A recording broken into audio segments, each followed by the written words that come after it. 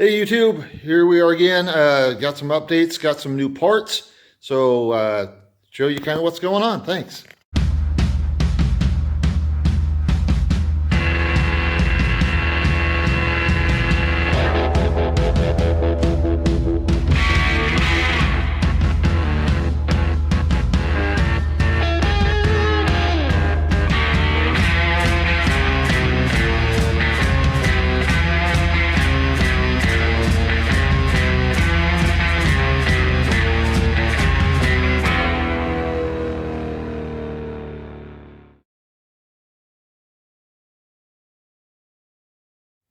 So there it is. The short block is back from Gray's Automotive.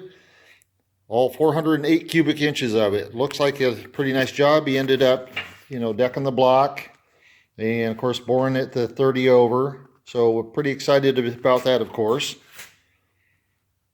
Going to have to wait a little bit on budget to get it going, but at least I can add a few parts here and there and it'll be good.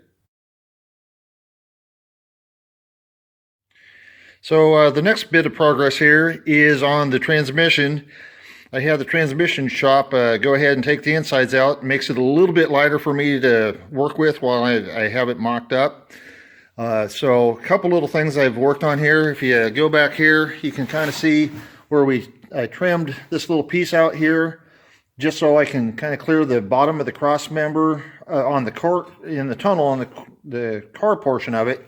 And then, of course, I have my cross member mounted just as part of mock-up, excuse me. And then the next thing I've been doing is I've been kind of working on making a cable actuated shifter here. The old one is it's old style linkage, and I'm thinking this is going to be a little bit smoother, but also it's going to give me a lot of room for header clearance and for the transmission itself. These A518s are a little bit bigger in some of this area here than the 727s, so it's just going to give me a lot more clearance. If you look here, this is where I kind of notched out for the linkage, and I've got some pictures on the internet of guys doing this, and that linkage comes right in here, and just not my idea of a good way to go. So I've been playing with some stuff. I bought a B&M kit that was a front mount,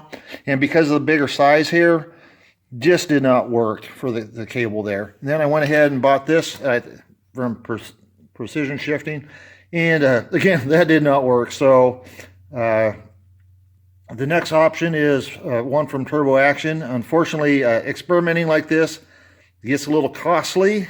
So I'm hoping I can sell some of this to people who actually need it, but I'll probably do another video if I'm successful on that. So now on to the next thing, which is my rear differential.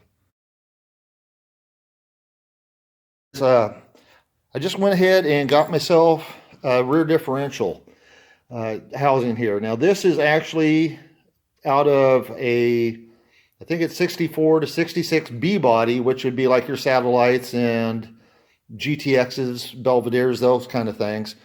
And the reason I did that is the whole thing is about 2.5 inches shorter total than the standard Challenger or Barracuda E-body differential. Now, the nice thing that does there is that's going to help me tuck the tires up in there and give me a little bit better dish. I kind of like I don't like the look of the center section of the wheels being out to the edge as much of the outside of the car, so this will just kind of tuck it in a little bit better. So the next thing that came along with the axle housing is an actual axle kit. So a couple upgrades to the stock one. This one here on the left is the stock one, and hopefully, sorry about that little giggle there. You can see here where it goes down to a small size, kind of tapers down. And then you look at these other ones, which are the new ones, is they're completely solid. So it maintains the thickness the whole length of the axle. That gives you a little bit more strength. The other improvement over the stock one is you can see these are the old roller taper bearings. Those have to be adjusted. So what I got here is more of what they call the green bearing.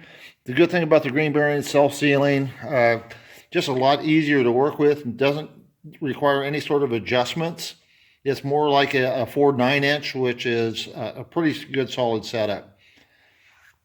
And then the other part that's an upgrade here besides the bearing is if you look here on the flange section here, it's actually got a bolt-in stud, which is really nice. If you're in a pinch, you could go to an auto parts store and get a stud and take these out. So it's a little bit better than this pressed-in setup like the stock ones. But this whole setup with the rear differential and these axles here is from a company called Dr. Diff. Really good quality work, and the price was real reasonable. He does the stud kits, the axles with the bearings already pressed on for $295.